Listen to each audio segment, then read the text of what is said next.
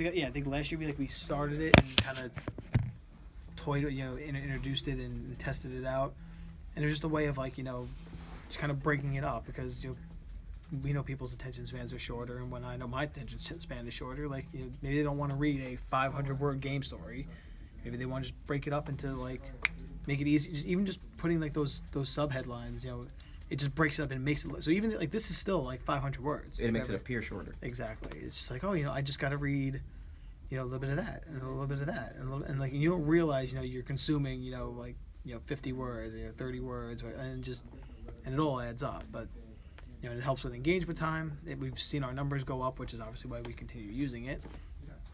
And it also makes our lives easier because rather than having to write a 500-word game story on deadline, there's times I think for the section finals, I started doing some by the numbers stuff, right away. So I knew if I had one if Irvington would have won, and then I had one if Briarcliff would have won, and then it was the new kids on the block.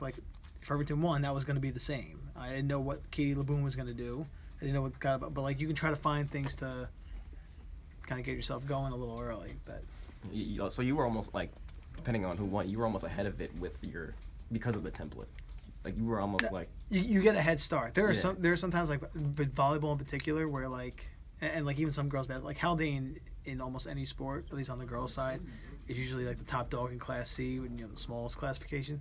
There's been times I've written legitimately 3/4 of a game story before the match even started, just because I just know Haldane's gonna kill them. I know who's gonna have the best match, and I'll put I'll leave room, quotes, whatever. I'll put enter quote here, and Kelly Vajos said, end quote, whatever, and I'll put little spaces so and so added blank kills and blank assists or whatever, and you just kind of know, put a space for a coach or whatever.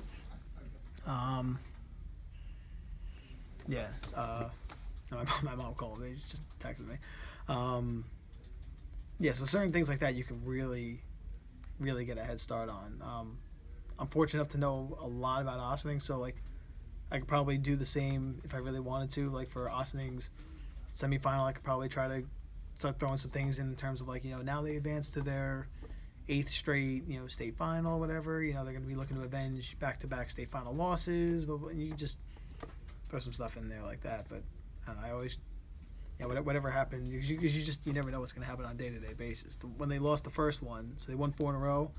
The next year, I thought it was going to be a close game, a pretty close game, and they got schmacked. So it was oh my god, this game's over at halftime. And I was I don't know, oh my god, what do I do? So yeah, you never know. You just got to go in kind of expecting the unexpected. And Khalil Edney taught me that better than anybody. Yeah, I thought it was crazy. I thought that was going to be a blowout in the second half, and I think Nurishel missed 12 free throws. And that moment should have never happened. But I was Mount Vernon should, just off of history alone. But history doesn't mean anything, unless it's getting a player's head. But yeah, that's crazy to me, that. But I see him at the bar sometimes. I see him from time to time. Khalil? Yeah, I was born in Nurishel, and I coached the youth.